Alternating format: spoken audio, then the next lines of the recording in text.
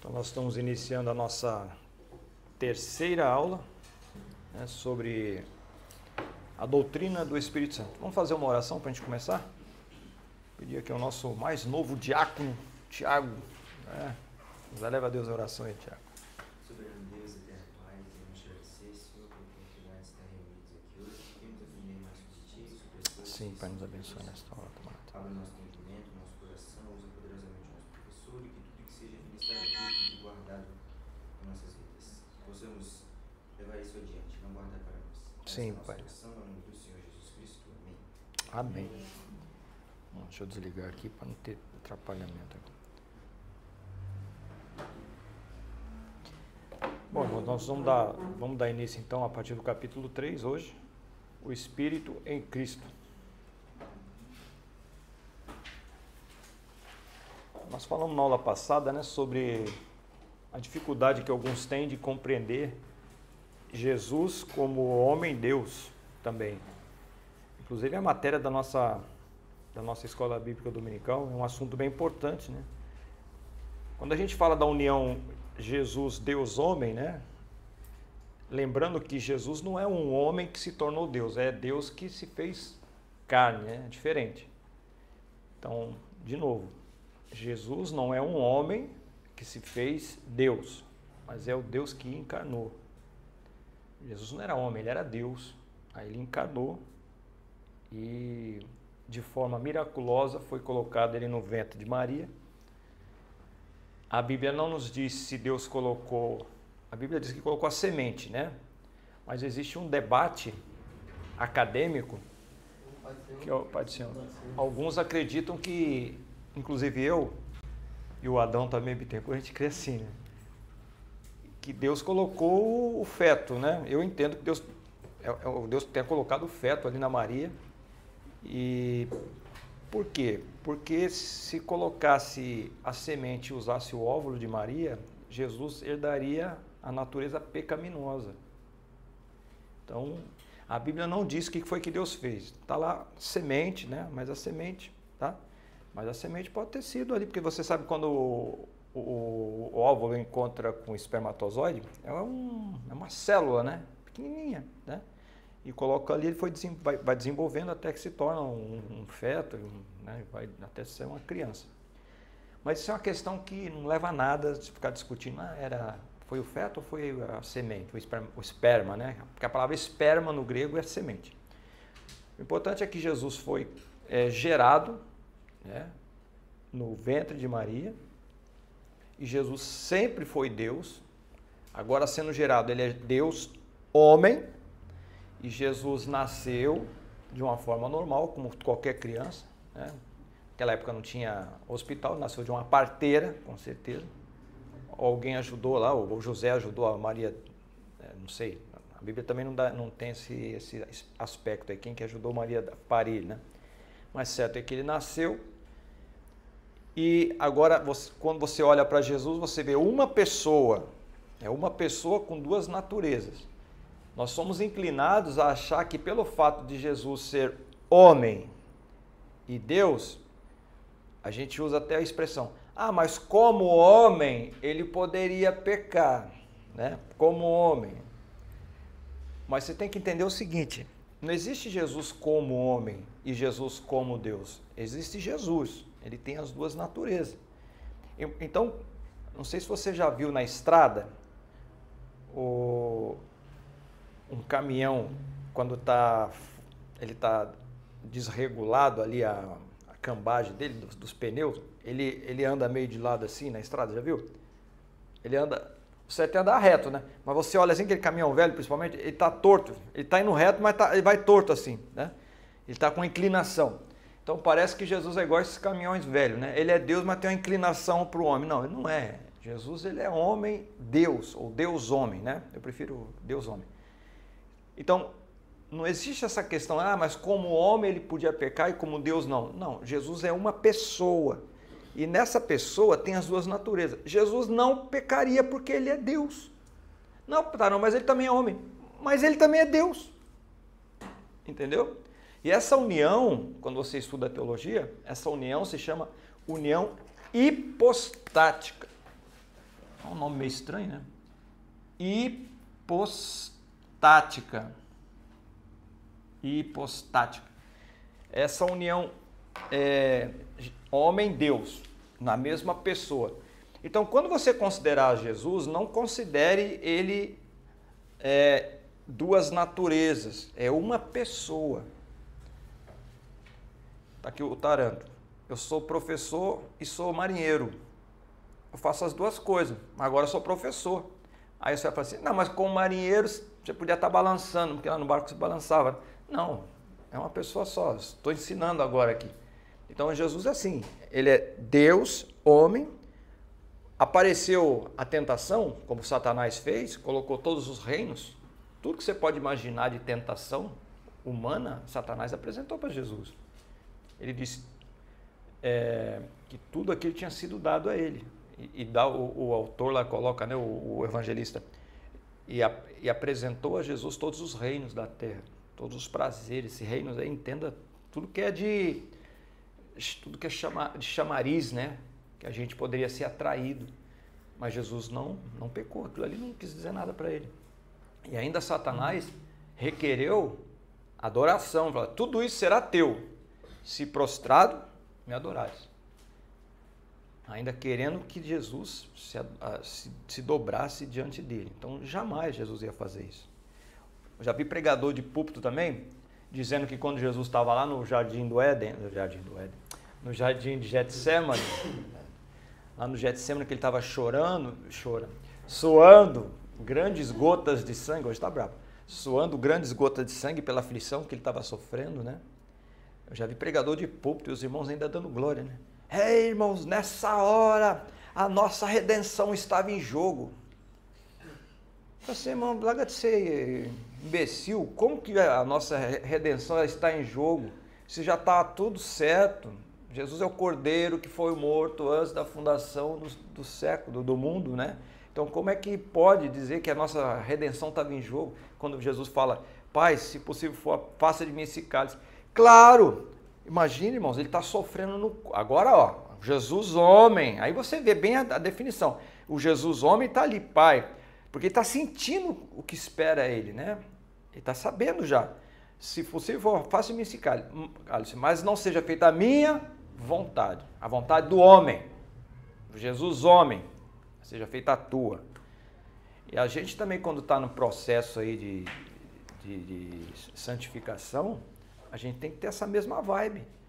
A gente não tem mais vontade. Lembra que nós falamos na aula passada aqui foi aqui que eu falei, né? Do livre-arbítrio, né? Então, a gente tem livre-arbítrio até o momento que a gente escolhe. Você quer seguir a quem? Jesus. Agora eu estou no caminho de Jesus, caminho da fé, caminho do evangelho. Acabou o livre-arbítrio.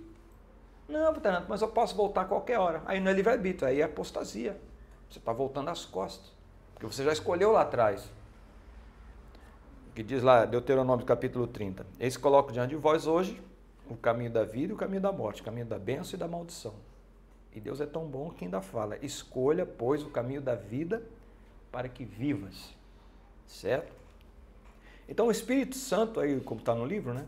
Ele é descrito como agente na milagrosa concepção de Jesus. Vamos ler aí Lucas 1:35, pode falar? No caso ali, o senhor falou que o inimigo apresentou para Jesus várias coisas ali que, tipo, na nossa natureza nós pecamos, né? Ele apresentou várias coisas que agrada os olhos humanos. E a ele também, com certeza. Então, se Jesus não peca, não ia pecar porque ele é Deus, por que será que ele apresentou aquilo ali? Qual a intenção será que ele apresentou? A intenção de apresentar tudo ali, o jeito, para Jesus, sabendo que Jesus era Deus. Sim, boa pergunta. No Éden, Adão e Eva puros, também não precisavam pecar.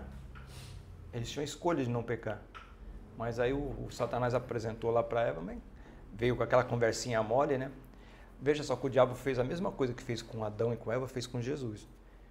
Deus tinha dado uma proibição para os dois, eles podiam comer de todo fruto, menos do conhecimento do bem e do mal, da árvore da vida, que ficava no meio do jardim. O que a serpente falou? Ah, que Deus malvado, né? proibiu vocês de comer todas as árvores. Deus não falou isso, né? Então ele vem com uma mentira. E o que ele falou com Jesus quando a primeira tentação? Se você é o Filho de Deus, e Jesus estava vindo da onde? Do batismo. Jesus, não, ele estava no batismo, o pai lá em cima. Ele queria botar Jesus a plantar. Exato. Colocar dúvida, né? Dúvida. É. Se aí muda tudo, se, né? Se tu és o Filho de Deus, manda essas pedras transformarem em pão. Ele estava com fome? Claro que estava, como homem. Claro que estava com fome. Jesus sentia tudo que você sente, mano. Só que a gente tem que entender, e eu também, né?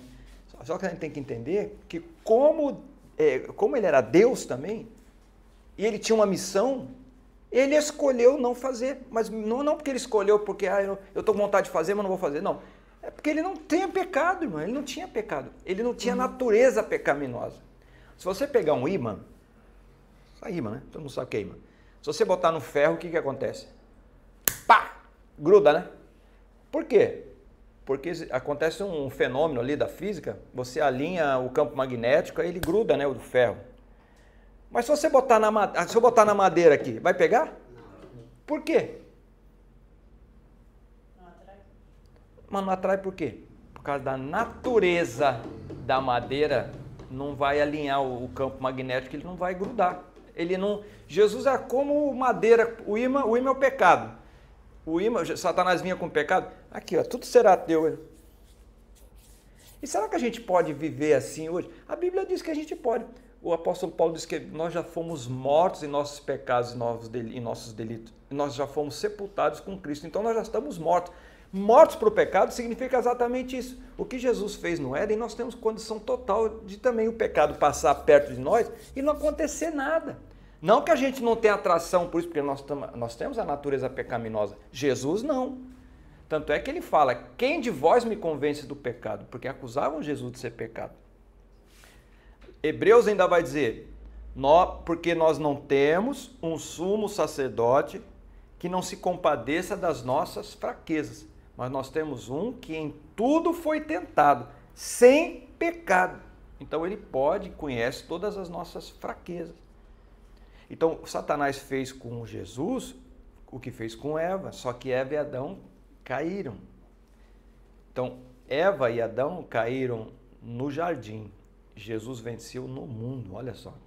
Foi muito mais difícil, né? E ele veio com a mesma conversinha mole. Não foi de todo fruto que Deus mandou vocês não comerem? Aí aqui, se você é o Filho de Deus, manda essa pedra transformar em pão. Aí Jesus já, né? Esse camarada tá pensando que eu sou Adão, é? Fala, varão. O pastor, ali sobre o jejum de 40 dias e 40 noites de Jesus, foi sem água e sem comida? Será que um ser humano como nós, normal, consegue ficar 40 dias, 40 noites sem comer, sem beber água e a saúde como é que fica? Será que suportaria? Mas Moisés e Elias também ficaram, né? 40 dias? 40 dias. Sem nada, sem água, sem nada? A Bíblia diz. Agora eu não tenho estrutura para fazer 40 dias. Ficar doido. Não. Fazer um dia não faz. Ficar doido é 40. Eu uma vez fiz de 40 horas. Mas coisa de novo convertido, né? Mas eu trabalhando, rapaz, andando no sol lá no Rio de Janeiro, não comi nem bebi, 40 horas, quase que eu morri. Aí ainda o abestado, ainda depois que acabou o jejum, quando você acaba um jejum longo, você não pode comer coisa arada, sabe? Não pode, né? Não, porque o estômago, muito tempo o estômago vai reduzindo, ele diminui, né? Você tem que comer pouquinho, tomar vitamina um pouquinho, água, aos pouquinhos, vai tomando aos pouquinhos. Tanto é que lá na época eu estive lá em Auschwitz, lá na Polônia, onde tinha campo de concentração, muitos judeus morreram quando chegaram os russos, né, que chegaram lá em Auschwitz, e deram comida para eles. Tinha gente que estava 2 anos, 3 anos preso lá, alguns chegavam e morriam logo, né? Mas uns trabalhavam forçado e ficavam lá vivos, né? E eles alimentavam com água, só água de batata. Os caras estavam a pele em cima do osso. Vocês já devem ter visto esse filme lá daqueles do Auschwitz, né? Aí o que aconteceu? Os camaradas, os russos, começaram a dar comida, depois o americano também, em outros campos de concentração, de dó, começaram a dar comida para eles. Eles morreram porque comeram. Porque você não pode comer de uma vez. Você tem que ir aos pouquinhos. Mas eles, imagina, camarada, quando viu aquele monte de chocolate, sei que o pessoal... Os coitados morreram. Então não pode. Então eu fiz isso aí, né? Aí começou a me dar uma dor no estômago, rapaz. Eu pensei que fosse morrer, sério. A Bíblia diz que Jesus sentiu fome. Dá a entender que ele bebeu. Existe o jejum total, né? O total é o... É com água, você pode beber água. Tem o absoluto, que é sem nada. E tem o parcial, que eles chamam de jejum de Daniel, né? Agora tem um jejum, pelo amor de Deus, né, irmão? Irmão, eu tô...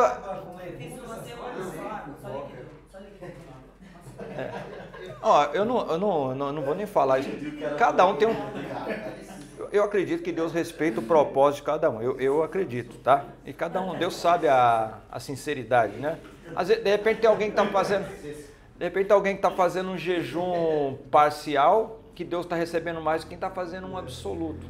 Deus é que conhece o coração, então não cabe a mim falar se está certo ou errado. Mas eu já vi algumas manifestações com respeito a jejum que... Eu morava lá no Rio, no lugar lá, a dona da casa morava na casa do lado, né? Aí a gente ficava ouvindo aquela rádio melodia lá, rádio evangélica. Aí um dia ela bateu na porta, pô, não, sabe o que? Só tô ouvindo rádio? Eu tô ouvindo rádio. Ela é católica carola daquelas, né? Ela falou assim, isso aqui eu tô fazendo jejum de rádio, você pode desligar? É jejum de rádio. Então tem jejum que... E jejum, você não faz jejum para emagrecer. Eu quero emagrecer, né? Você vai emagrecer normalmente se fizer jejum, né? Então não precisa fazer jejum para emagrecer. Eu quero fazer um jejum para comprar um carro. Não faz jejum para comprar carro, irmão. Você não tem base bíblica para isso. Na Bíblia ninguém tinha carro, né? Mas você não vê ninguém fazendo jejum para comprar uma carroça lá também, né? Não tem jumento. Você vê jejum para pessoas, para guerra, batalha espiritual. Você vê jejum de Esther, que a nação ia ser dizimada. Então o Mardoqueu manda lá para ela, dá um jeito aí, minha filha, você deve estar aí para isso agora, nesse momento, que é para salvar a nação. Ela falou assim, então é o seguinte, vamos fazer 3 dias de jejum, eu e as meninas aqui, avisa lá o pessoal da nossa nação, todo mundo em jejum, 3 dias, absoluto. O árabe está agora no mês do Ramadã, né? O Ramadã são 30 dias de jejum, mas calma, do nascer do sol até o pôr do sol. Eles ficam em jejum, né? Ficam em jejum. Eu morei lá no Egito 1 ano. Ah, é? Assalamu alaikum. Alaikum salam. Abi Massare. Fala árabe? Não. Ah. Mas isso aí a gente fala um pouco de cumprimentar, não. Tem uma egípcia aqui, uma egípcia. Meu pai é egípcio. Meu pai é egípcio. É de Cassandra. No Cairo. Meu Deus, morou aquela loucura lá. Mas é bom, né? Morei 1 ano. Que legal. O senhor já viu o jejum na televisão? Tem jejum. Devia fazer de celular, de televisão, Coca-Cola, de Coca-Cola, é verdade. Isso a gente faz. Eu fazia, eu namorava com uma menina adventista. Aí na sexta-feira eu não assisto televisão. Tá no Shabat, né? Não assisto. Lá no Egito, o Ramadã, eles dormiam até meio-dia. Tem uns crentes que fazem isso também, mano? Tem. Pra jejuar, aí acho que era no pôr do sol, às 7 horas, a gente comia igual um louco. Começa a jejuar meia-noite, dorme até meio-dia. O crente faz o seguinte, meia-noite ele vai dormir, Senhor, eu faço jejum até meio-dia, Senhor. Ele faz exatamente, acorda 15 para o meio-dia, ai meu Deus, que fome. Aí chega a mulher, o que você está fazendo de almoço? Não, estou em jejum. 15 minutos de jejum. Vou entregar o jejum ali. Aí não, né, irmãos? Tem gente que aproveita a escola dominical para jejuar. Pode. Então, o que eu tô falando, cada um... Vai pra igreja, não vai comer, tá? Não tem casa. É aquilo, né? O jejum bíblico, irmãos, é de pôr do sol. Por exemplo, você sabe que o dia judaico é contado a partir do pôr do sol, né? 6 da tarde. 6 da tarde até às 6 da tarde do outro dia. 6 da tarde começa outro dia. Por isso que Jesus morreu e ressuscitou ao terceiro. Se você contar, ele morreu na sexta, não foi? Ou tem alguém que acha que ele morreu na quinta? Tem um aluno no outro seminário lá, me chamou no canto, pastor, Jesus morreu na quinta. Eu falei, tá bom, tá salvo. Né? Tem um grupo que acha que morreu na quarta, tem um que acha que morreu na quinta, mas pela lógica foi sexta, né? Mas vamos lá. Então Jesus morreu na sexta, 3 da tarde, era o primeiro dia ainda. Quando deu 6:01, já é o segundo dia, porque foi de sexta para sábado, entendeu como funciona? O calendário judaico é assim. Aí, da sexta às 6 da tarde, até o sábado às 6 da tarde, é o segundo dia. Do sábado, das 6:01 até o domingo, 6 da tarde, é o terceiro dia. Por isso que ele ressuscitou o terceiro dia. Aí meu irmão falou assim, pastor, mas tem que ser nunca na quinta, porque pediram sinal para Jesus, seminarista acha versículo para tudo, né? E Jesus disse que pediram um sinal para ele disse que nenhum sinal seria dado, senão o sinal de Jonas, que ficou 3 dias e 3 noites na barriga do peixe. Eu falei assim, vem cá, irmão, que hora que... Não perguntei para ele, não, perguntei para a classe depois, né? Que hora que a baleia engoliu Jonas? Alguém sabe a hora? Tem uns irmãos que eu vou te contar, né, irmão? Mas a gente é professor, né? É melhor ouvir isso que ser surdo, né, irmão? Mas é bom. Então, lê para mim, alguém queria perguntar mais alguma coisa aí? Levanta a mão. Sim, aquele lugar não sei o que, Auschwitz, o senhor falou aí. Auschwitz. É onde teve o avivamento, né? Não, irmão, lá teve, morreu 1,5 milhão de pessoas lá. Não é na Polônia, né? Avivamento, você está falando, teve avivamento lá na Inglaterra, teve avivamento lá em Los Angeles, né?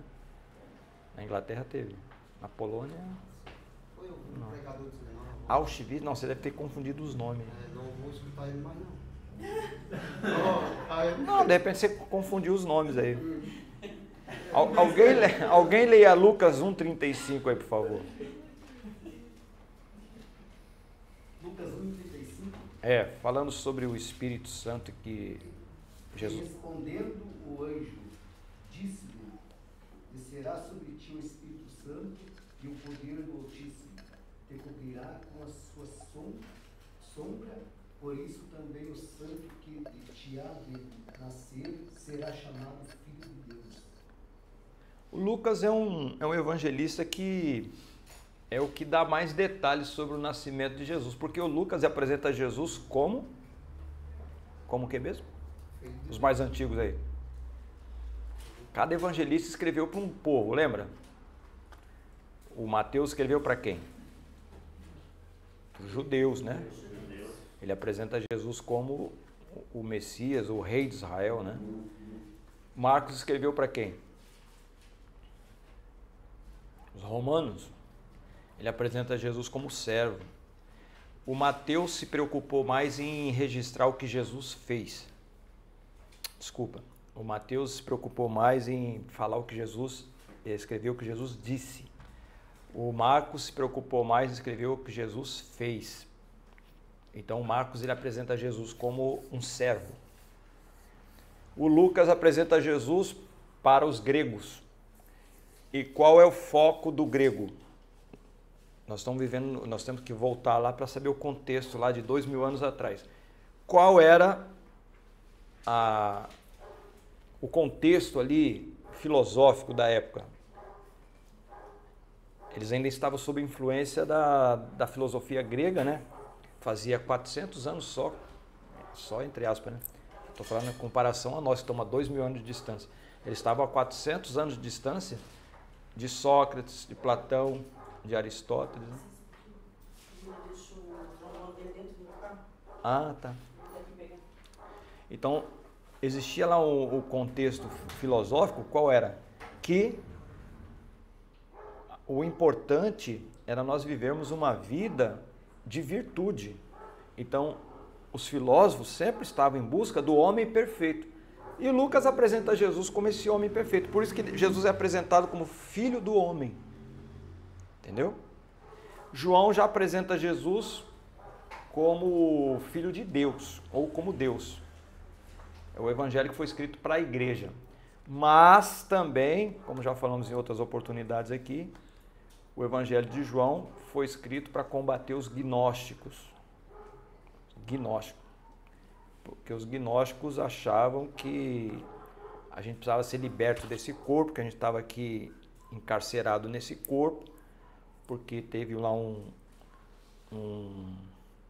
demiurgo, né, um deus mau, que nos prendeu nesse corpo aqui, e a gente precisa ser liberto desse corpo através da ação de um iluminado chamado, um aeon, né, que é um iluminado chamado Logos. Por isso que o João vai dizer, no princípio era o verbo, e lá no original, no grego, está escrito em arqué, logos. No princípio era o Logos. Logos não é só palavra. Logos significa, também na filosofia, uma mente inteligente, que no princípio, chamado de arqué, que eles chamam de arqué, né? Tem o Big Bang, que diz que teve uma explosão, não teve? Isso tem um porquê de existir. Porque na filosofia eles diziam que tinha lá o princípio, e esse princípio foi uma explosão, né? Um caos, e uma mente superior, uma mente sábia, uma inteligência superior, organizou esse caos e transformou esse caos num cosmos, que é o mundo, o universo, né? E ele criou o cosmos e criou também a física, as coisas físicas. Tanto é que a filosofia está baseada em cima desses pilares. O princípio, né, que é o arqué, o logos, o cosmos e a física. Então, para eles, esse Jesus aí é o logos, que veio nos libertar desse corpo, que a carne é má, né? Então você vai ver João começando o evangelho lá, dizendo que tudo foi feito por ele, sem ele nada que foi feito não se fez, né? Ele é o verbo, ele é Deus, né? Estava desde o princípio fazendo todas as coisas. Ele vai falando, até que no versículo 14 ele vai dizer que o verbo se fez carne. Aí ele dá uma paulada nos gnósticos, porque para o gnóstico carne é má, tá? Então é para isso, o Evangelho de João foi escrito para combater os gnósticos. As cartas de João também, a primeira epístola, a segunda e a terceira, também é para combater gnóstico. Tá? Fala. Nos explique um pouco sobre o gnóstico, quem eram os gnósticos, o que eles acreditavam. Que se falar agora aqui, nós vamos sair é muito complicado.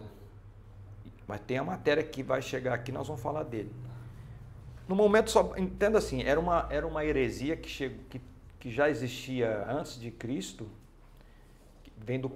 depois, na época de Cristo ela passou a ser chamada de neoplatonismo, né? Porque o Platão, o que o Platão dizia, o filósofo, né? O Sócrates dizia, a verdade está dentro do homem, a verdade está dentro de você.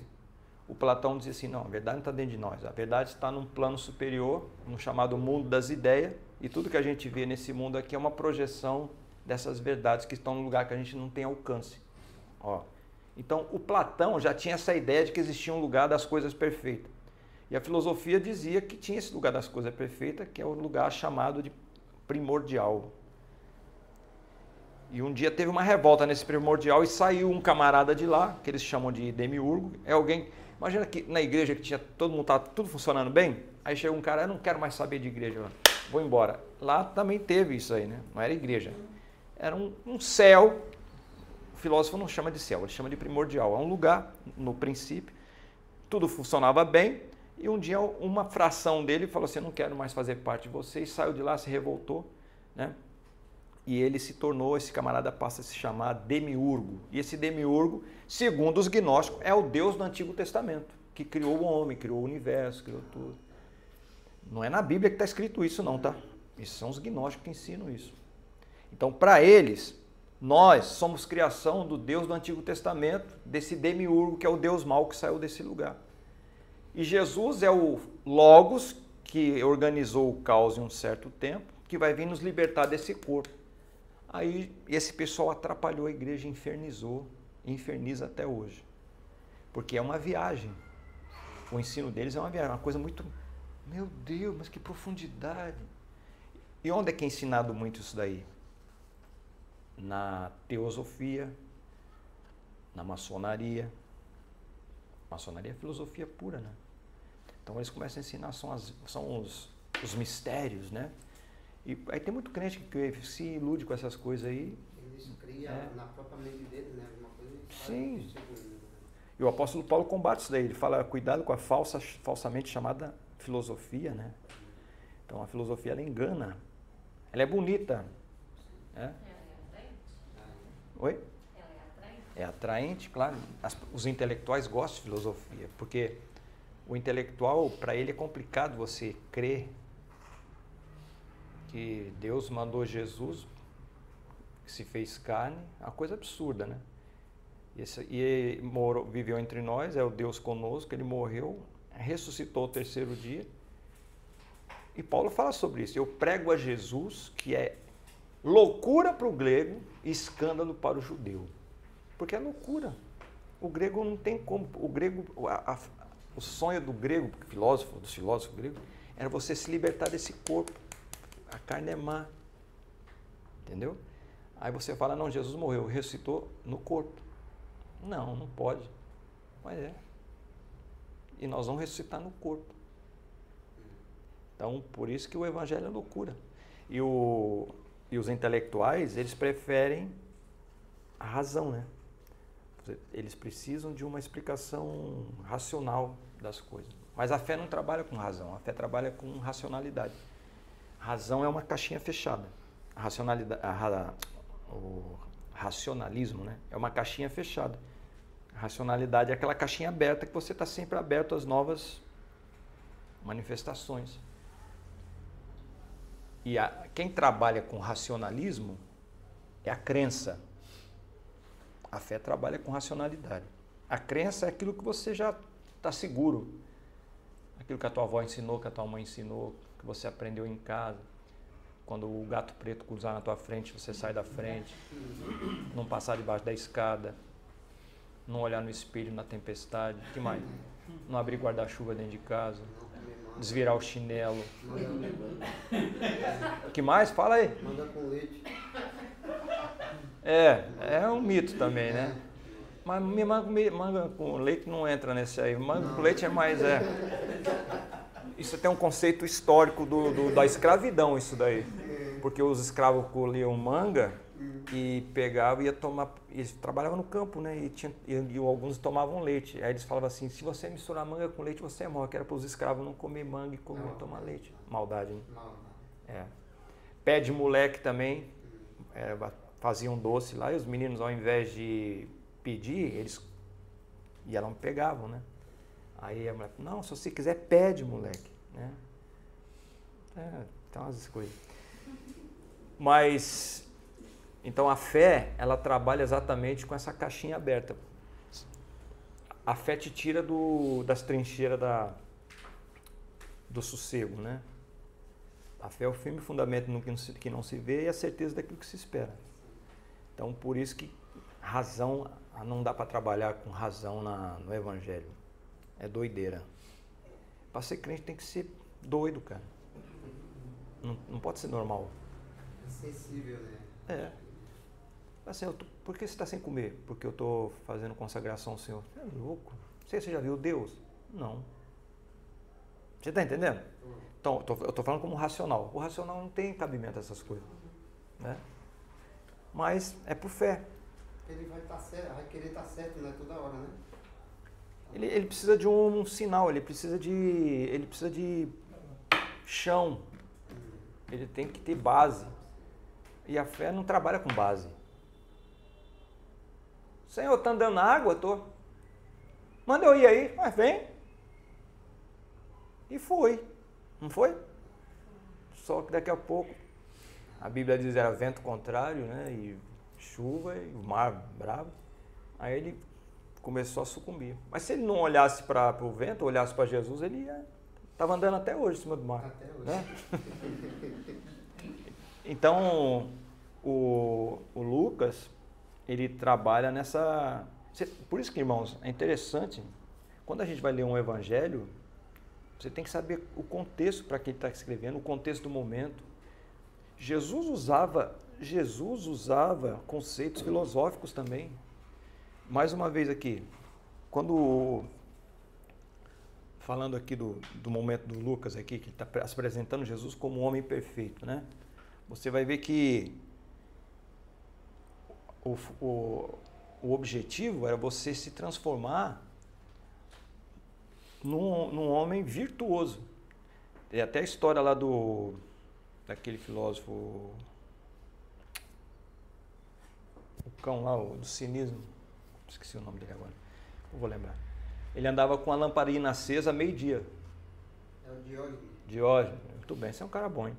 Diógenes. Aí perguntava assim, vem cá, por que você está andando com a lanterna? Ele andava pelado, né, durante o dia com a lanterna acesa. Por que você está andando com essa lanterna acesa? Estou à procura de um homem perfeito. Então era essa busca, né? E o Lucas apresenta Jesus exatamente como esse homem perfeito. E qual é o fundamento das filosofias antigas, desde Sócrates lá? Você sendo um homem perfeito, você vai ser uma pessoa que vai andar na luz, a palavra é essa que a filosofia dizia, você anda na luz, você sai das trevas, porque você tem conhecimento, né? O próprio Platão, ele vai falar sobre o mito da caverna, que é o cara que sai das trevas e vai para a luz, lembra? Olha como é que tudo está ligado. E você, um dia que você encontrou a luz, você tem paz. Então, a filosofia, o telos, né, que é o objetivo final da filosofia, é você buscar a paz, a tranquilidade, a imperturbabilidade da alma. E Jesus fala sobre isso. Ele fala assim, deixo-vos a minha paz. Ele não fala? A minha paz vos dou. Não vou lá dou como o mundo. Mundo ali no grego, como é que é, meu querido? Cosmos. Olha a palavra aí. Não vos dou como o cosmos dá. Falamos agora do cosmos, base da filosofia. Porque qual é a diferença da paz que Jesus dá? A paz da filosofia é a seguinte, você só tem paz quando você não tiver perturbação. Mas Jesus está dizendo, eu vou dar paz para vocês, mas não é essa paz filosófica aí. Ele não falou filosófica, mas ele fala o mundo, que é o cosmos. O cosmos é o contexto. Tá? A paz que Jesus dá, então, é aquela paz que ainda que você tenha problema, você tenha perturbação, ele vai te dar paz no meio da perturbação. Diferente da outra, que você tem que ter, não pode ter perturbação para ter paz. Jesus está falando, mesmo com perturbação, a minha paz é diferente, você vai ter paz. Hoje eu estava lendo um livro dos mártires, né? Esqueci o nome deles, foram vários nomes lá que eu li. Tinha um que estava sendo preso, ele ia ser jogado para as feras, né? E ele estava feliz da vida por causa disso, e os caras falaram assim, você está feliz aí porque você vai morrer? Aí ele falou assim, eu quero que acabe logo esse negócio aí, quero que está logo com o Senhor. Eu quero... Aí ele fez uma declaração, está escrito na história, né? Eu não sei se foi o Eusébio de Cesareia que escreveu, falando sobre ele. Ele falou assim, eu quero ser um trigo moído nos dentes das feras para que eu possa transformar esse trigo no pão duro de Jesus. Ele ia ser comido pelas feras, ia ser jogado lá no Coliseu, e as feras iam comê-lo, e ele disse que queria ser como o trigo triturado pelos dentes da fera, como trigo, para que ele pudesse ser transformado num pão duro de Cristo. Olha só, bênção, né? E outros, bênção no sentido assim, né? Não foi... Amor, né? Não fui eu, né? Mas a gente vê... Não, mas a gente vê assim que a gente não está fazendo nada, né, mano?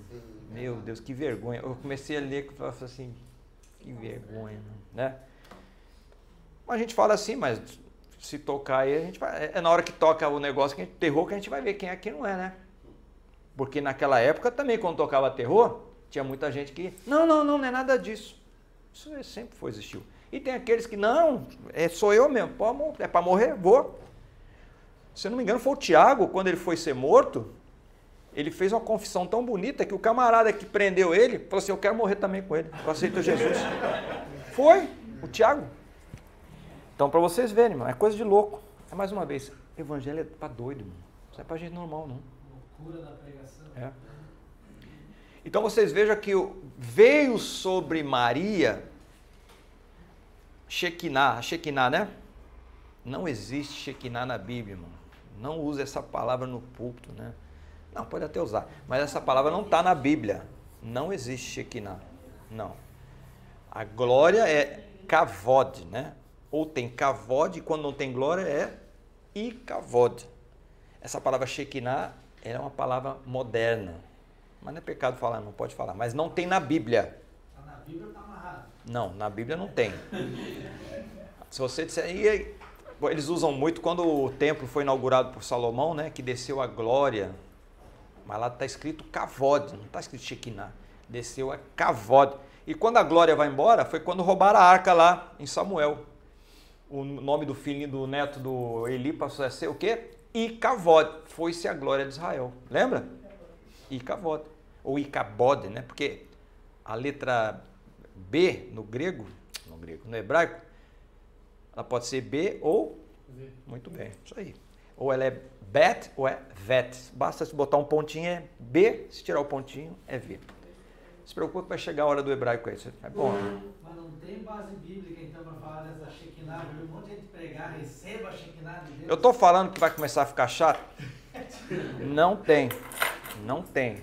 Shekinah não. Mas não é pecado falar não. Porque Shekinah é um conceito moderno para falar glória. Uma palavra bonita, né? A pessoa quer dizer que Mas- você fala bem. Mas não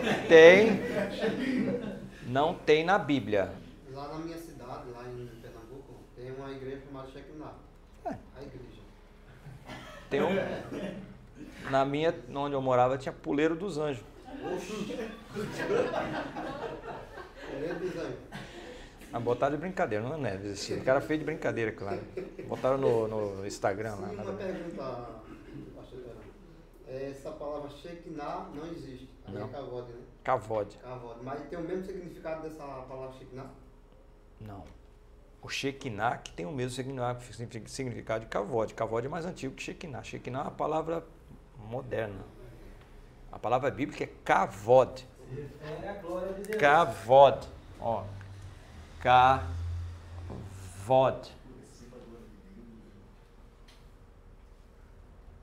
Deve ser assim, né? O Kavod. Pronto, tá aí para lembrar aí. Kavod. Então, a intervenção do Espírito Santo na vida da Maria, o efeito dessa intervenção divina revela-se no estado imaculado de Cristo. Olha aí, ó. Não tem pecado, irmão. O que é imaculado? Não tem pecado. Se Deus colocou ó, a semente dele, não pode pecar.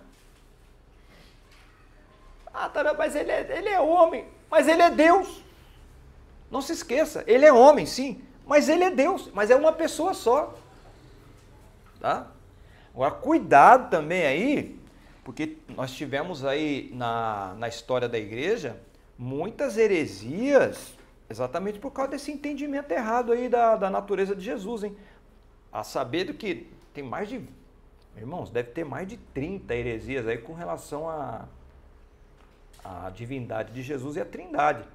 O sabelianismo, monarquianismo, arianismo, nestorianismo, monofisismo, patripassionismo, modalismo, donatismo, o arianismo. Mano, são trilhões de nismo que tem aí. Cada um com uma visão diferente. Não, olha essa viagem. O cara diz o seguinte, eu não estou lembrado que se é acho que é o Nestório, né? O Nestório, que é o nestorianismo, ele vai dizer o seguinte, não, Jesus, acho que é ele, quando ele estava sendo batizado, a pomba veio sobre ele, o Cristo entrou nele. Quando ele estava na cruz e disse, Pai, nas tuas mãos entrego o meu espírito, o Cristo saiu dele. Não, pelo amor de Deus. Isso é heresia. Dizer que ele entra e sai. É esquizofrênico. Né? Tem duas naturezas, duas coisas assim, né? Não tem cabimento isso. Ele morreu como Cristo, ressuscitou como Cristo, né? Então são várias. Pastor, monofisismo, que é uma única natureza. Uma natureza. Mas como é que... Eu não lembro exatamente como é que... O monofisismo é igual o Durepox. O Durepox você pega as duas naturezas e forma uma terceira. Ah, é uma natureza à parte? Junta as duas e forma uma terceira. E tem uma outra que é vontade, aí eu não estou lembrando o nome. Ele tinha duas naturezas, mas uma vontade só. É outra heresia. Irmão, são muitas, né? São muitas. E não dá para gravar todas. A gente grava as mais. Tem o unicismo, que vai dizer que é um Deus só. Uma hora o próprio Pai é o Espírito, aí quando é o Filho é o mesmo Pai que agora é o Filho, e quando é o Espírito é o Pai que é o Espírito. Então é um Deus só. Quem prega isso daí, quem é? Voz da Verdade. O pessoal que canta lá, por toda a minha vida. Quem gosta de cima aí, né? São eles, né? Tem o modalismo que vai dizer que há uma hierarquia, né? Também, Pai, Filho e Espírito Santo, um manda no outro, enfim, cada um. É isso, voz da verdade. Eu sempre ouvi falar alguma coisa de estranho, mas eu não sei o que é exatamente. Qual? Voz da verdade. A voz da verdade, eles são unicistas, né? Unicista é que acredita que não existem três pessoas na Trindade, é um Deus. Eles nem falam Trindade, né? Para eles é uma abominação. É um Deus. Quando fala Espírito, é o mesmo Pai, que agora é o Espírito, e quando fala o Filho, é o mesmo Pai, que agora é o Espírito. Aí da onde vai sair o pater-passionismo. O que é pater? Pater é pai, né? Passionismo vem de passion, que é paixão, sofrimento. Se o Pai é o Pai é o Filho e o Pai é o Espírito, que é uma pessoa só, então quem morreu na cruz foi o Pai. Por isso que pater, passionismo. Quem morreu na cruz foi o Pai. Outra heresia. Entendeu? Mas isso vem do unicismo, que é a visão de um Deus só. O batismo, com o passar dos anos, começou uma nova relação com o Espírito. Aquele que havia sido concebido pelo Espírito, que era cônsul da morada do Espírito Divino em sua pessoa, foi ungido com o Espírito. Agora que vem ela, né? Mas Jesus não é Deus? Sim, ele é Deus, sempre foi Deus. E para que ele precisava ser, primeiro, batizado? Por que João batizava, irmãos? Para que era o batismo de João? Arrependimento, né? Arrependimento de pecado. Ah, tá vendo? Tá vendo? Falei, Taranto. Por isso que esse batizou, ele tinha pecado. João não quis batizar ele. Se lembra? João falou assim, ei, você está fazendo a fila aí? Eu que preciso ir ativo, então Jesus deve ter dado um pisão na sandália. Fica quieto, me batiza. Cumpre tudo. Porque Jesus, como o Deus homem, ele tinha que passar pelo batismo. Como Deus homem, e a Bíblia diz que ele é a primícia dos que dormem, né? Jesus é a primícia. O que significa isso? Jesus, tudo que aconteceu com Jesus vai acontecer com a gente. Então, ele passou pelo batismo. Aquela pomba que vem sobre ele, aquilo ali, ele foi revestido do Espírito Santo, ele foi cheio do Espírito Santo, irmão. Ele foi batizado com o Espírito Santo ali. Logo em seguida, o que aconteceu? Ele foi levado pelo Espírito Santo para ser tentado pelo diabo, não por Deus. Deus não tenta ninguém. Tiago vai dizer que ninguém diga quando foi tentado, fui tentado por Deus. Deus não tenta ninguém, nós somos tentados pelas nossas concupiscências, né? Então, foi lá que ele foi tentado, passou pelas as três tentações, falamos em uma outra oportunidade. Nós somos corpo, alma e espírito, né? E Jesus foi tentado no corpo, na alma e no espírito. A tentação, ela sempre vem de fora para dentro, né? Quer ver como é que foi corpo, alma e espírito? Qual foi a primeira tentação que Satanás lançou em Jesus? Transformar o quê? Pedra em pão. Pão é para alimentar o quê? Corpo, alma ou espírito? Corpo. Aí vem a segunda. Qual foi? Qual foi a segunda tentação? Levou Jesus para onde? Lá para o alto do pináculo, no topo do templo. E falou para ele assim, pula daí. Porque a Bíblia está... E ainda usou a Bíblia, ainda o cara de pau. Está escrito lá, pula daí. Que está escrito que dará ordem aos anjos ao teu respeito para que não tropece com os teus pés em pedra. Aí Jesus falou, está pensando, não sabe de nada. Mas também está escrito, Satanás, não tentará o Senhor teu Deus, né? Então a segunda tentação foi na alma, porque se Jesus sobe lá no templo, imagina só a cena, ele pulando lá de cima, os judeus que não aceitaram ele até agora, vendo ele pulando e os anjos vindo pegar, o ego dele, né? Oh, eu sou o cara mesmo, Deus está comigo, né? A alma, essa coisa da alma, essa coisa de encher ego, né? Então Satanás lançou a segunda seta na alma. E a terceira foi qual a tentação? Tudo isso me foi entregue, será teu se prostrado, adoração. Quem que adora, o corpo, a alma ou o espírito? Espírito. Então a terceira seta foi no espírito, foi no centro da adoração. Aí Satanás quebrou a cara, né? Jesus falou assim, está escrito, somente adorarás o Senhor, só ele prestarás culto.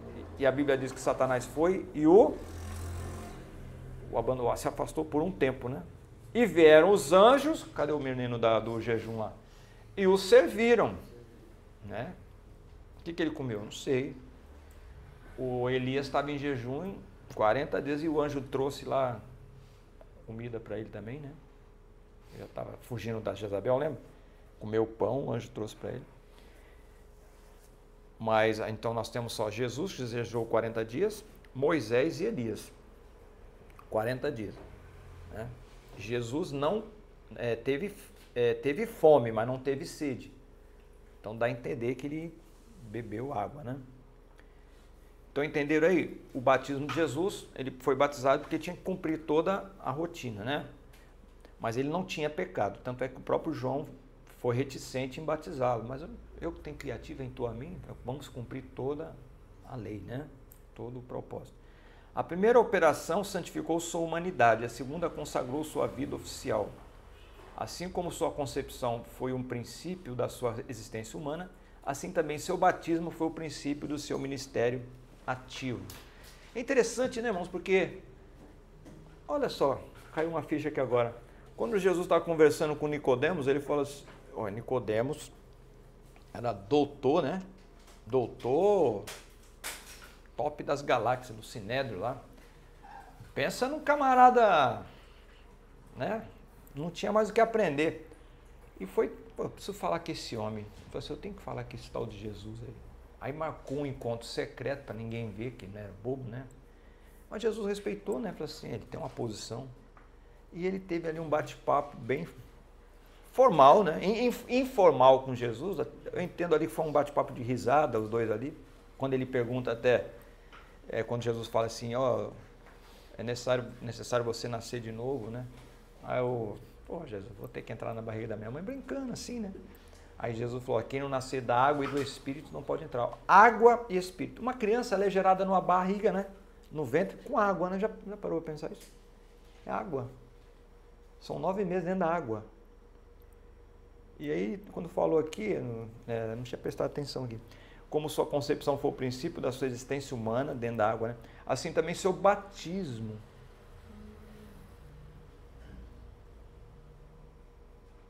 Por isso que quando a gente... É claro que o batismo representa um sepultamento, né? Você é colocado ali e o ministrante tira quando você está saindo do batismo, é quando você tivesse ressuscitado para uma nova vida. Então, entende-se que o camarada que se batizou, o crente, é aquele que já não tem mais livre-arbítrio, né? Concorda? Porque ele quer se batizar, mas não, eu quero seguir o caminho do Senhor. Tanto é que o ministrante, ele pergunta antes de ser batizado, você crê que Jesus é o teu Senhor? Você crê que a palavra de Deus é a palavra verdadeira, da vida eterna, tal, tal? Ele faz uma pergunta, não faz lá? Cada um faz de um jeito. Aí você, sim, eu creio.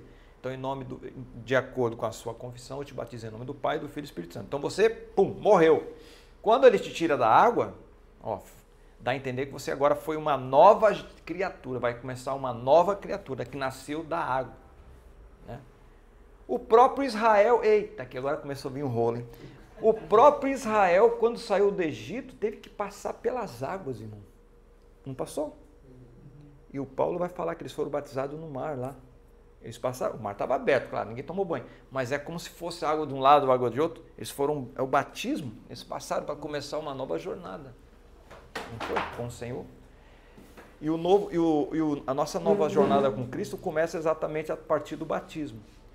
Então, aqui a gente já consegue desmontar e desconstruir umas coisas que estão acontecendo agora aí, né? Tem algumas igrejas ditas evangélicas que estão dando ceia para qualquer um. Eu não concordo com isso. Mas aonde está escrito na Bíblia que... E eles ainda usam lá argumentos históricos, porque você sabe que a ceia no Novo Testamento, ela tinha, em Corinto, por exemplo, né? Os irmãos, quando tomavam ceia, eles tomavam ceia no meio de uma refeição. Era uma refeição chamada agape, né? Ou a festa do amor. Era um jantar que cada um levava um prato, igual a gente faz na igreja, irmão, traz aí uma maionese, você traz não sei o que, outro traz não sei o que, traz a coca. Aí no final faz ali uma festinha. A ceia era assim, eles faziam uma festa do amor, o agape, né? E no meio da festa se celebrava a ceia. Ok?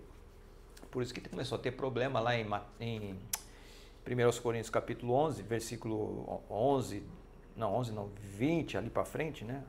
A gente só lê do 23 em diante, mas o 20, 21 e 22, a gente não lê. Era para ter lido, né? Você vai saber por que o Paulo vai dizer, porque eu passei para vocês o que eu recebi de Jesus, que também vos ensinei, né? Porque isso é Jesus, não, ele foi traído, ele fala tudo aquele ensino lá. Porque tinha uns que iam para essa festa aí, do amor, ia para o canto lá e começava a encher a cara, beber vinho, e comiam e bebiam antes da hora. E na hora de fazer a celebração, estavam bêbados.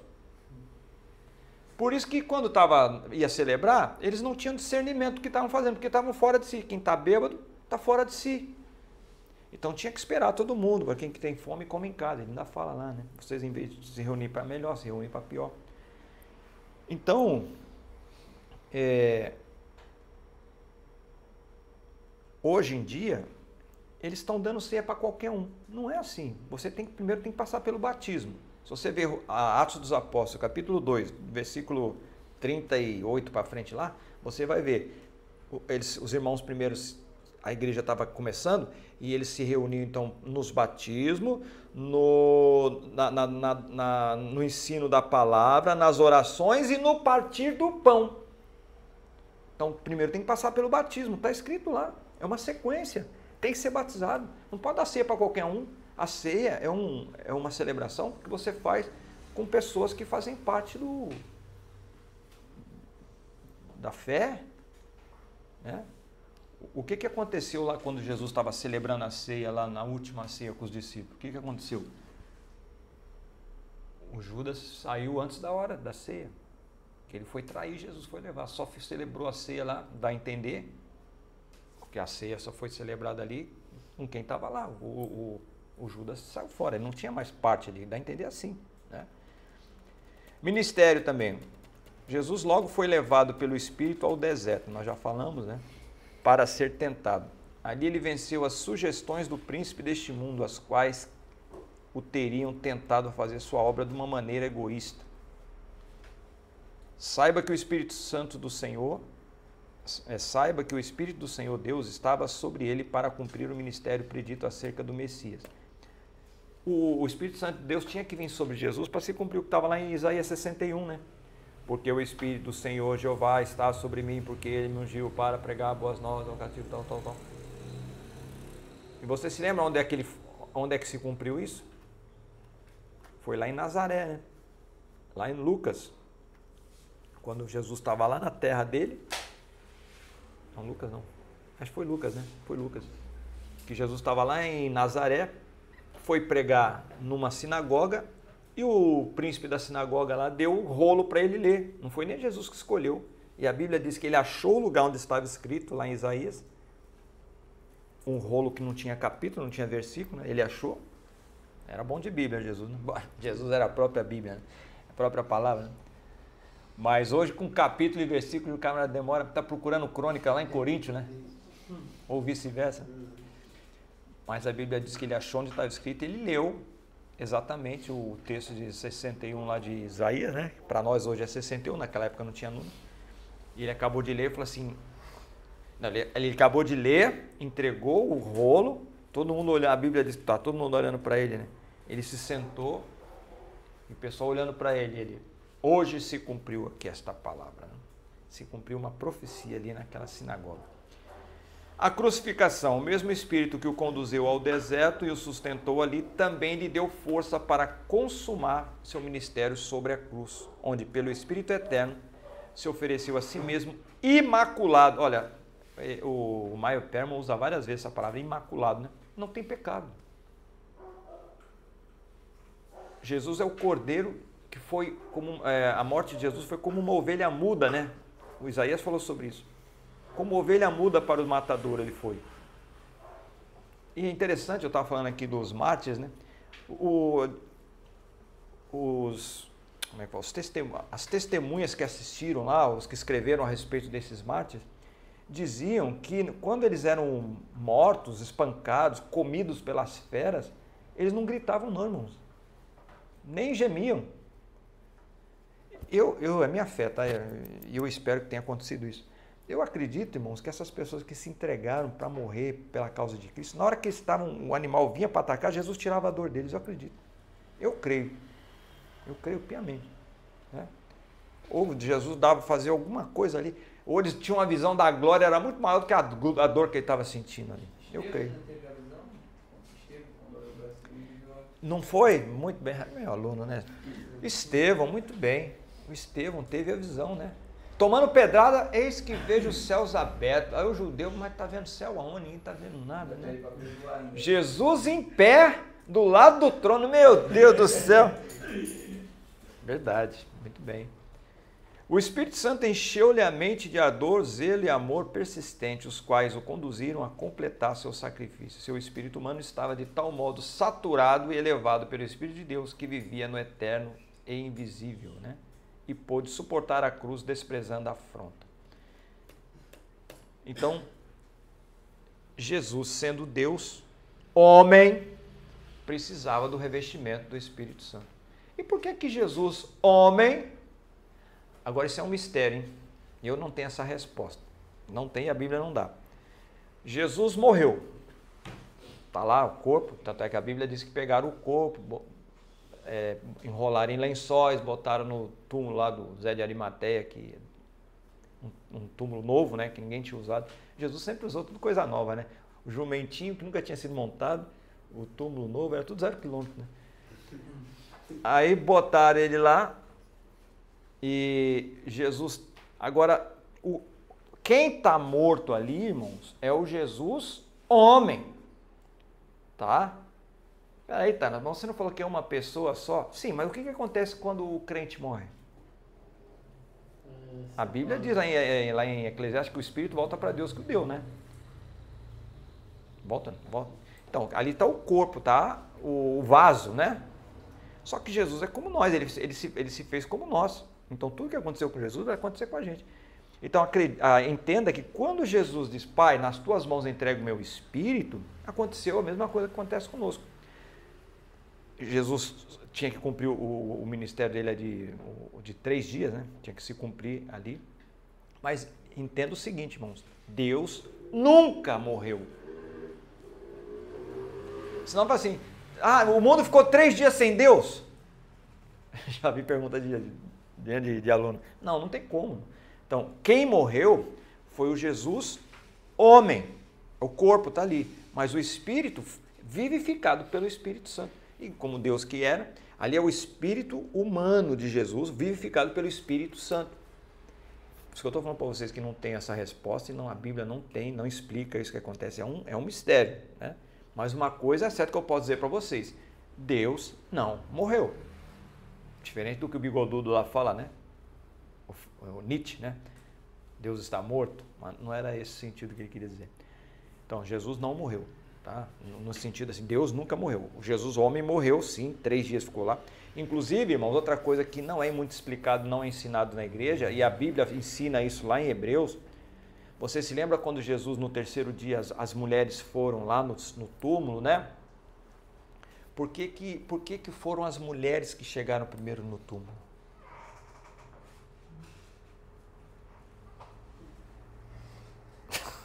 Essa é malvada, né? Para a notícia espalhar mais rápido. Brincadeira. Não.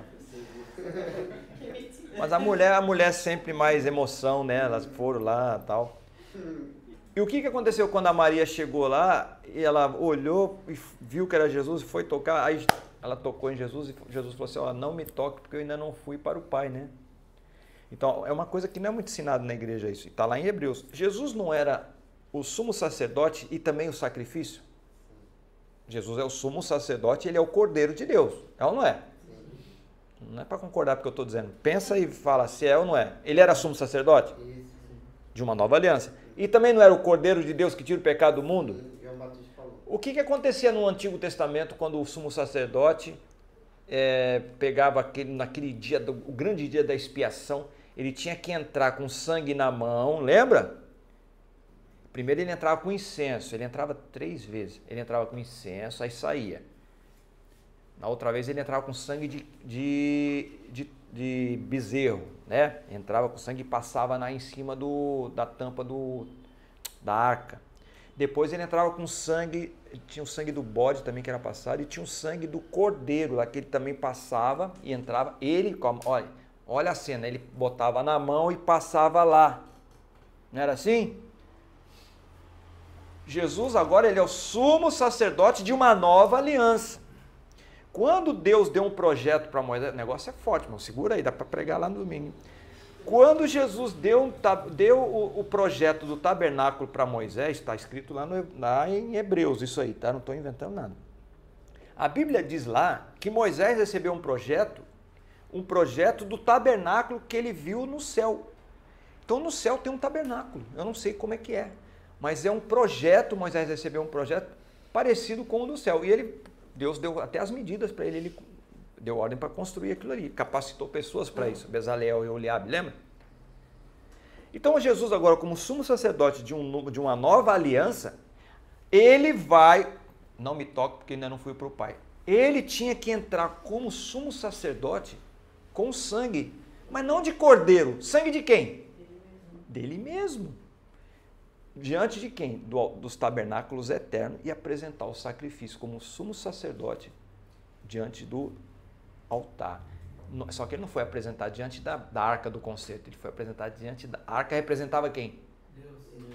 O Deus Todo-Poderoso. Ele foi diante do Todo-Poderoso e apresentou. Aí ele volta, tá? E fica 40 dias aqui na terra. E os irmãos vão ver, vão tocar, ele vai comer, aí já tá de boa, né? Atravessando porta, um corpo, tô falando que para ser crente tem que ser doido, né? Como que é um corpo que atravessa a porta, come pão, come peixe, é tocado. O Tomé achou que era um fantasma, não é fantasma não, vem cá, bota a mão aqui e vê, fantasma, assombração, não tem nem carne nem osso. Então, era um corpo que você tocava assim, tinha osso, você sentia os cavernames aqui, as cavernas, né? As costelas. O Tomé ainda foi mais fundo, que ele quis botar o dedo no buraco, né? E Jesus falou, não, mete o dedo no buraco, você não queria botar. Não, agora tu vai botar, bota aí. Bota aqui também. Ô, pastor Donato, e esse Tomé, ele não viu Jesus ressuscitando a filha do Jairo? Ele não estava lá? A Bíblia não diz, né? Tava Pedro, Tiago e João, tava. Isso, e ele também, que ele era o servo do Jairo. Tomé? Sim. Onde é que está escrito isso? Não, eu acho não. Acho aqui não. Qual é a base bíblica, meu filho? Aqui não tem negócio de acho, não. Não, é por isso que eu estou fazendo uma pergunta ao senhor, ver se é verdade. Não, eu nunca vi isso. Não, né? Tá. Não. Tomé. Lá na casa do Jairo, né? Não sei, mas eu sei que Pedro, Tiago e João estavam.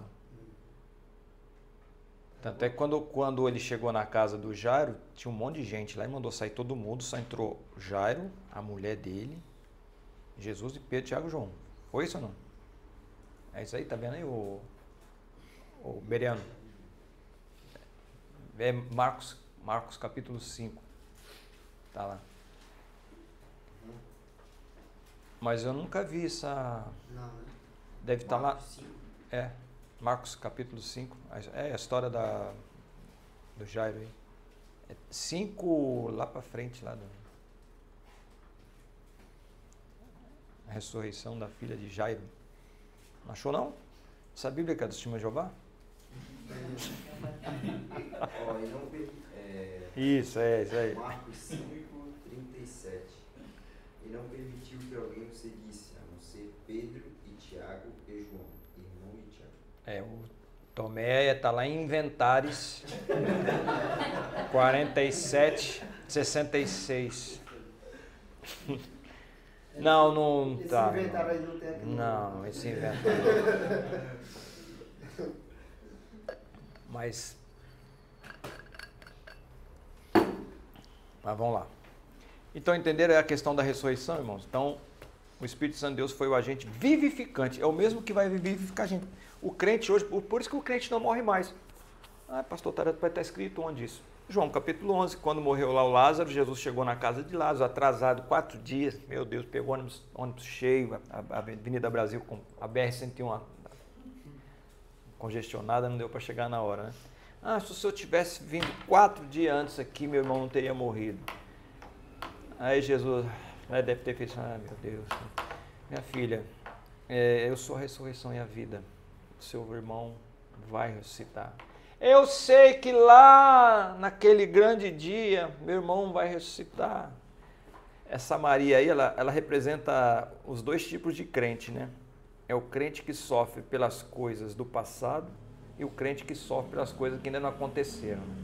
Quando Jesus falou assim, quando ele chegou, ela disse, se o senhor tivesse há 4 dias atrás, meu irmão não teria morrido? É aquele crente que sofre pelas coisas que passaram. Ah, se eu não tivesse casado. Ah, se eu não tivesse me separado. Ah, se eu não tivesse me abortado. Se eu não tivesse tido filho. Ah, se eu não tivesse usado droga. Não é? E a gente, é muita gente isso daí, né? Sofrer pelas coisas do passado. E quando ela diz, eu sei que lá no futuro é aquele que sofre. Amanhã, será que eu vou estar empregado amanhã? Será que vai ter comida amanhã? Será que eu vou estar vivo amanhã? Por isso que Jesus disse, meu amigo, não fica sofrendo pelas coisas que não aconteceram. 99,9% do nosso sofrimento é por coisas que não aconteceram e nem vão acontecer. A gente fica botando na cabeça que vai acontecer. Jesus falou assim, viva, a cada dia basta o seu mal, viva o dia de hoje. A cada dia basta o seu mal. Viva o dia de hoje, que amanhã Deus proverá. Fica tranquilo, fica na dependência de Deus. E Deus vai prover, não fica se preocupando não. E quando ele chega lá, e essa menina faz essas perguntas, Jesus vai falar assim, minha filha, preste atenção. Todo aquele que crê em mim, ele faz 2 promessas aí. Todo aquele que crê em mim, ainda que esteja morto, viverá. Então a primeira promessa é para quem? Todo aquele que crê em mim, ainda que esteja morto. É para quem morreu, certo? Todo aquele que crê em mim, ainda que esteja morto, viverá. Aí vem a segunda. Está lá em João 11, 24, 25, por aí. E todo aquele que vive. Agora é para nós. Tem alguém morto aí? Todo aquele que vive e crê em mim, nunca, jamais morrerá. Ele ainda faz uma pergunta. Crês tu nisso?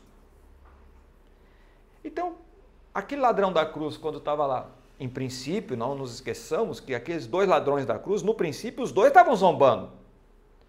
É mesmo, né? Os 2 quase morrendo lá. Pois ele disse que era Deus, por que não se salvou também? Tá aí igual a gente, o que adiantou? Aí o tempo foi passando, né? Um deles foi vendo as coisas acontecendo, né? Porque via os irmãos lá, alguma coisa tocou no coração daquele bandido lá, que ele sentiu que não era bem aquilo, né? E ele pegou e falou assim, vamos parar aí, nós bem merecemos isso daqui. Mas o que ele fez de mal para estar aqui? Né? De repente ele viu ali o movimento, ou ele conhecia, porque estão zombando, né? Sabia que ele falou que era Deus, então eles conheciam Jesus. E sabia do bem que ele fez para as pessoas. E isso pesou no coração dele. Você vê que a consciência, Deus ainda colocou a consciência no ser humano, por pior que seja, essa consciência é um juiz, né? O outro também tinha a mesma oportunidade. Por que não se converteu? Porque o cara quando é ruim, o cara é a cara, né? Tem os 2 lados, é homem e a mulher. O bicho quando é ruim, sanguinolento e sanguinolenta, é ruim. O Senhor pode salvar? Claro que pode, só Ele. Não tem psicologia aqui de jeito não, só o sangue do Cordeiro. Mas tem que ser o sangue mesmo, e tem que estar disponível para isso. Isso é uma coisa que tem que estar disponível, não adianta. O Senhor não vai arrombar o coração, eu tenho que querer. Vocês estão aqui porque um dia vocês aceitaram a Jesus. É bem verdade, irmão, vou ser sincero. Tem hora que dá vontade de jogar tudo para cima. Eu vou parar com tudo, não quer mais nada, você não leva nada. Mas daqui a pouco a gente... Meu Deus, Senhor, me perdoa, onde é que eu estava com a cabeça? Não, é só comigo que acontece com vocês? Não, isso só acontece comigo, né? Mas tem hora que dá vontade de jogar tudo para cima, irmão. Dá.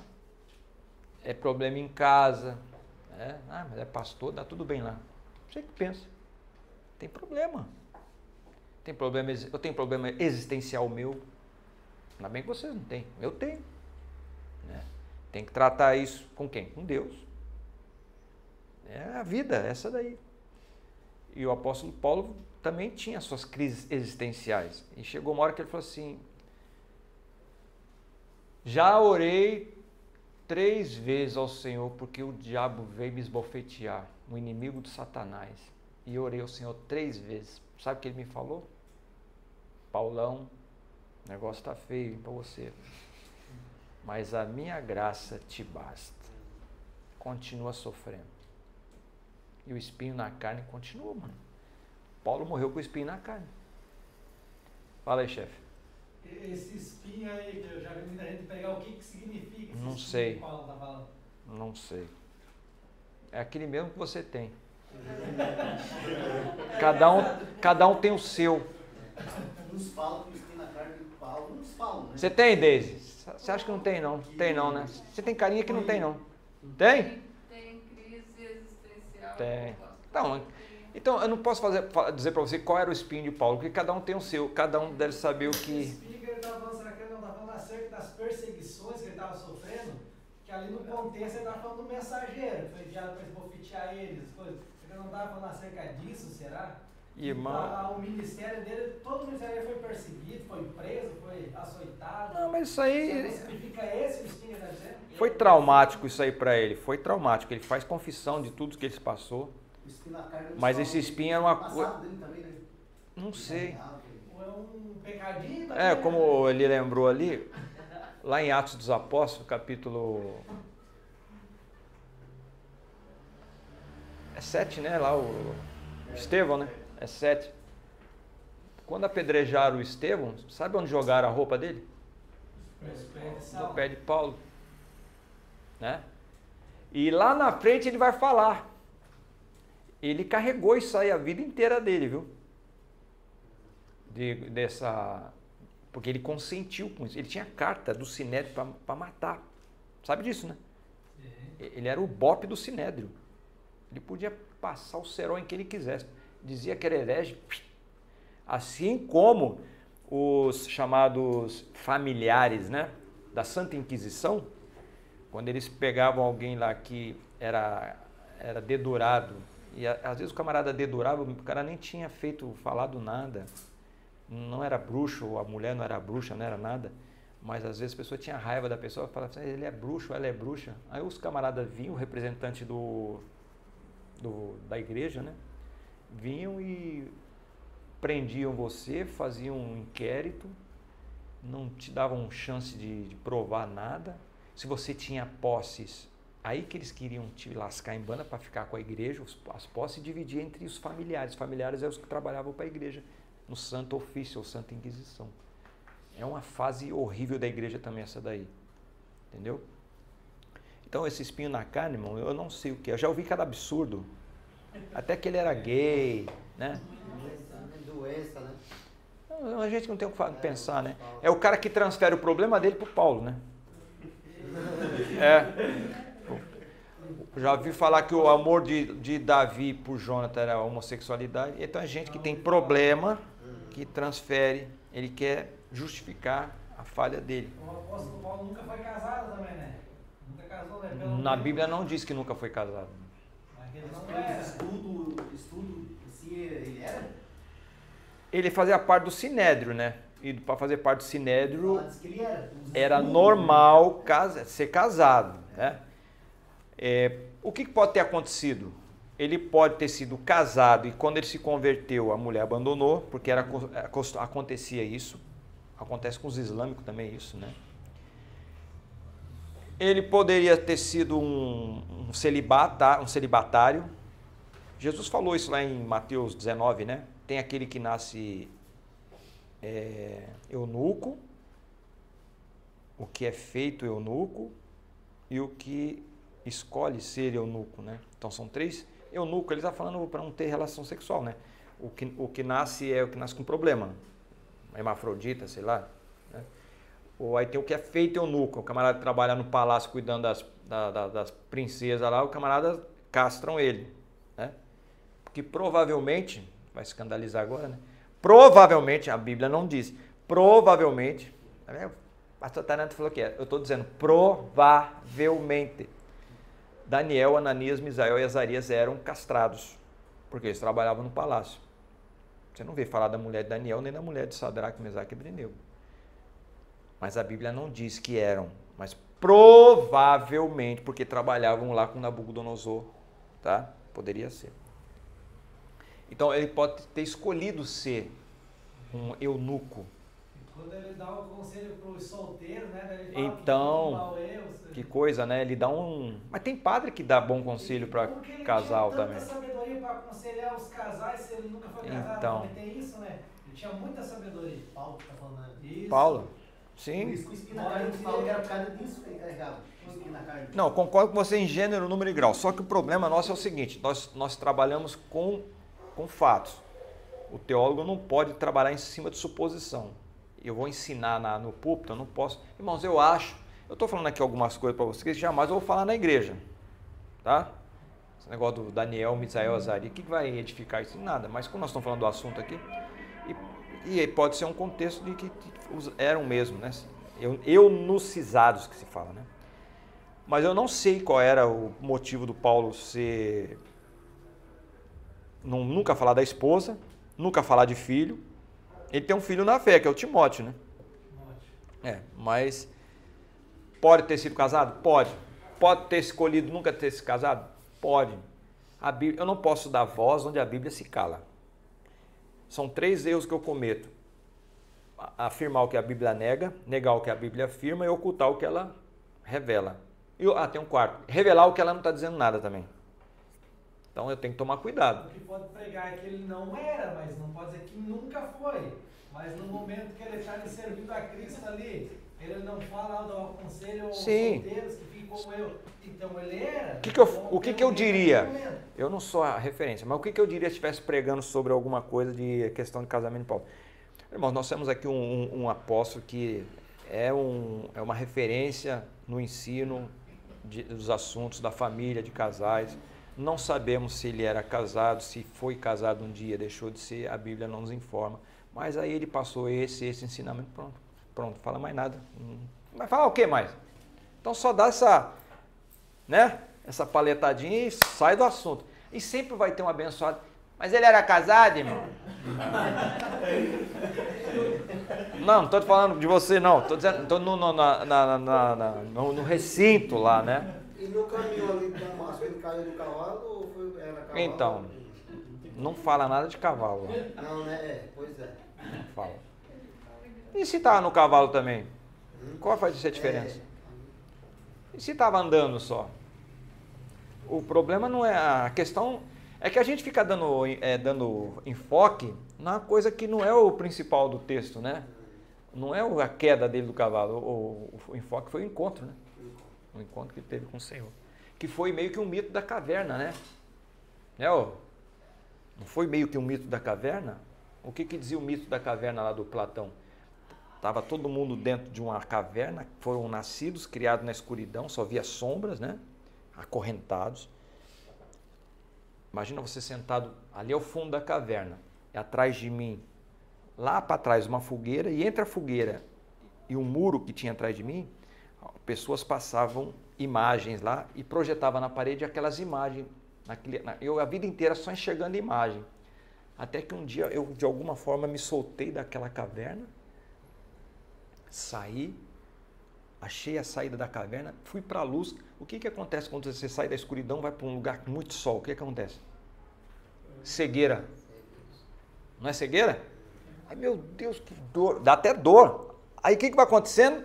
Você vai se acostumando aos poucos. E aí você vê coisas e tem reações que você nunca tinha visto antes dentro da caverna. E Jesus fez meio que um mito da caverna com Paulo. Paulo viveu a vida inteira na religião. Eita, que dá uma mensagem boa, hein, mano? Olha aí, olha o que vocês estão perdendo. Ele passou a vida inteira só enxergando sombra. E um dia, no caminho de Damasco, ele teve encontro com a luz. E o que aconteceu com ele? Ficou cego. E não sente dor? O que Jesus falou para ele? Duro é para você recalcitrar contra os aguilhões, né? É duro você negar toda essa fé que você estava carregando a vida inteira e entender que os que me seguem que estão seguindo a verdade. Aí, quem és, Senhor? Eu sou Jesus, seu maluco. Que você está perseguindo. Acabou. Ele não deixou de ser Saulo e virou Paulo, não, tá? Ele continuou sendo Saulo. Morreu como Saulo. Tem uns irmãos, irmão, agora ele passou a ser Paulo, não era mais Saulo. Nunca. Saulo é um nome hebraico, Paulo é nome romano. O nome dele era Paulo, né? Não, o nome dele é Saul. O nome dele é Saul, Saulo, né? Só que na língua grega ele era chamado de Paulo. Mas é a mesma pessoa. Entendeu? Tem até um hino nosso, né? Mas transformado foi em um Paulo, pois achou ele a rosa do céu. Não, ele nunca deixou de ser Saulo, irmãos. Ele morreu Saulo. Só que quando os romanos chamava de Paulo. Quando os judeus chamava de Saulo, que é Saul. É o Saul, aquele mesmo lá que ficou endemoniado. O nome é o mesmo, né? Saul. Na semana retrasada, lá teve culto das crianças, daí a irmã que pregou lá ensinou isso aí, que Saulo foi transformado em Paulo. Foi o quê? Que o Saulo se transformou em Paulo. Ela ensinou para as crianças. Então a deformação está começando no berço já, né? E para finalizar, que já está chegando no final da aula aqui, o item 6 é a ascensão de Jesus, né? Na sua concepção, o Espírito de Deus foi, desde esse momento, o Espírito de Jesus, o poder vivificante e santificador pelo qual ingressou na sua carreira de Filho do Homem e pelo qual viveu até o fim. O apóstolo Paulo, em algumas vezes, fala o Espírito de Jesus, né? O Espírito de Jesus, que é o Espírito Santo. Por isso que Jesus, quando ele estava indo preparando os discípulos para que ele ia partir, ele diz, vou para o Pai, mas enviarei outro, lembra? Um outro. Até falei aqui da palavrinha lá, outro, é o outro igual, né? O Espírito Santo de Deus é um outro igual a ele. Ele vai vos ensinar, está lá em João 14, 20, João 14, 16 e 26, está lá. Ele vai vos ensinar, vai vos orientar, vai vos guiar em todas as coisas. Então, esse Espírito Santo de Deus, quando ele habita em nós, é Jesus habitando em nós, irmãos. Você quer ver coisa maravilhosa? Quando aqueles 2 discípulos estavam vindo embora de Jerusalém, lembra lá, no caminho de Emaús? Eles estavam, era domingo, e eles estavam voltando de manhã, nem souberam o que tinha acontecido. Jesus morreu, vamos embora. Aí está lá os 2, né? Vamos embora. 3 anos perdemos na nossa vida. Esse Jesus falou que ia acontecer isso, aquilo, outro, que ele ia ressuscitar, que ia trazer um novo reino. E estão indo embora, os 2 reclamando, murmurando. Daqui a pouco, no meio do caminho, quem que se aproxima dos 2? Jesus. E o que vocês estão conversando aí? Aí ele falou assim, você... Olhando para ele, irmãos, né? Falei assim, mas você é forasteiro, que não sabe o que aconteceu nesses últimos dias aqui, um varão poderoso aí, cheio do poder da palavra, como que os principais mataram, contaram a história toda. E aí Jesus falou assim, olha a palavra que Jesus falou assim, ó nécios e tardios de coração. Nécios são pessoas que ouvem e já esquecem, né? E agora a palavra tardio de coração, em outras palavras, irmão, era domingo, olha só. Era domingo, mas estavam reclamando ainda, murmurando da morte da sexta. Jesus está falando assim, vocês estão com o relógio atrasado. Tardio de coração. Hoje é domingo. Não deveria acontecer tudo isso que ele prometeu para vocês? E Jesus veio contando tudo. E os 2 foram, nossa, que palavra tal. Chegou na terra deles, lá em Emaús, Jesus fingiu como que se fosse para mais longe, né? Ele falou assim, não, fica aqui que já é tarde, dorme com a gente aqui. Tá bom, Jesus entrou, fizeram lá um lanchinho, Jesus pegou o pão, na hora de partir o pão, os olhos deles se abriram e Jesus desapareceu, meus irmãos. Será que desapareceu? Não, Jesus entrou neles. Jesus já estava morto e ressuscitado, tá? Aí o que eles dizem? Vamos voltar para Jerusalém. Olha só o encontro que causou. E um disse para o outro assim, não ardia em nós o nosso coração quando aquele conversava conosco? E não é a mesma coisa com a gente hoje? Quem habita em nós hoje? É o Espírito Santo de Deus. Mas se é o Espírito Santo de Deus que habita em nós, quem habita em mim é Jesus. Por isso que o apóstolo Paulo diz, não vivo mais eu, mas Cristo vive em mim. Então eu falei que Jesus entrou neles porque foi a pergunta de um missionário, de um menino para o missionário, né? Que ele contou essa história para o missionário e falou assim, para onde foi Jesus nessa hora? E o missionário falou assim, Jesus entrou neles. Tanto é que eles voltaram, né? E ficaram cheios da presença do Senhor. E é verdade, é isso que acontece. Quando a gente tem encontro com Jesus, ele passa a habitar em nós. Correto? Com o passar dos anos, começou uma nova relação com o Espírito de Deus veio a ser o Espírito de Cristo, no sentido que descansava sobre ele para exercer seu ministério. Depois da ascensão, o que é ascensão? Né? Imagina só, Jesus sendo levado pelo poder do Espírito Santo agora, como Deus, né? Novamente, aquela oração de João 17, Pai, que eu possa ter de novo aquela mesma glória que eu tinha quando estava contigo, se cumpriu? O que aconteceu quando Jesus voltou ressurreto para os discípulos? Todo poder me foi dado nos céus e na terra. Não foi essa a palavra que ele deu? É Deus. Jesus é Deus. Quando ele era Jesus, o Deus homem aqui, se cumpriu o que está lá em Filipenses 2, né? Que haja em vós o mesmo sentimento que houve em Cristo Jesus, que sendo Deus, não teve por usurpação ser igual a Deus, mas esvaziou-se a si mesmo, ele se esvaziou e tomou a posição de servo. Então, ele sendo Deus, escolheu não agir como Deus, mas nunca deixou de ser Deus. Tá?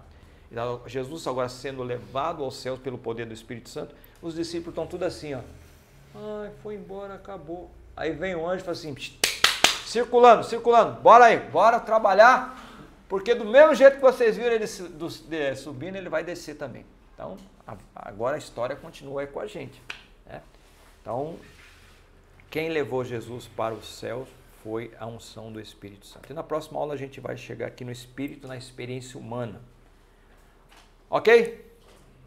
Tá dando para entender aí, irmãos? Tem hora que eu fico meio empolgado aqui, eu saio meio do assunto, mas é isso aí mesmo. Aqui a gente tem um currículo a seguir aqui, né? Mas de vez em quando a gente dá uma... Mas tá tudo na benção, né? Fica tranquilo que nem vai ser prejudicado, não. Então vamos fazer a nossa chamada aqui. Pessoal da sexta. A Deise tá aí. Josiane. O Christian faltou. Evandro 1 tá aí. Ednei tá aí. Cícero tá aí. Luiz Henrique está aí, Tiago está, Edson está, Volney está, Evandro 2 está,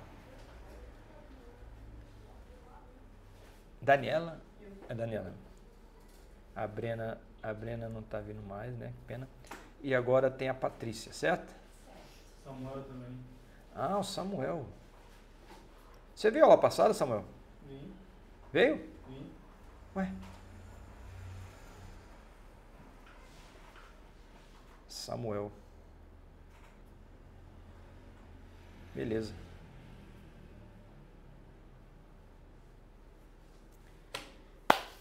Vamos orar então, para terminar. Senhor nosso Deus, queremos te agradecer os momentos que passamos com os teus filhos aqui nesta aula, que possa nos abençoar a cada dia. Tudo aquilo que foi falado, teu Santo Espírito possa nos fazer lembrar e possamos aplicar para o engrandecimento do teu reino. Fica conosco, nos despeça na tua paz, levamos em segurança os nossos destinos, assim te pedimos em nome de Jesus. Amém. Então, até a próxima aula, quarta aula de pneumatologia.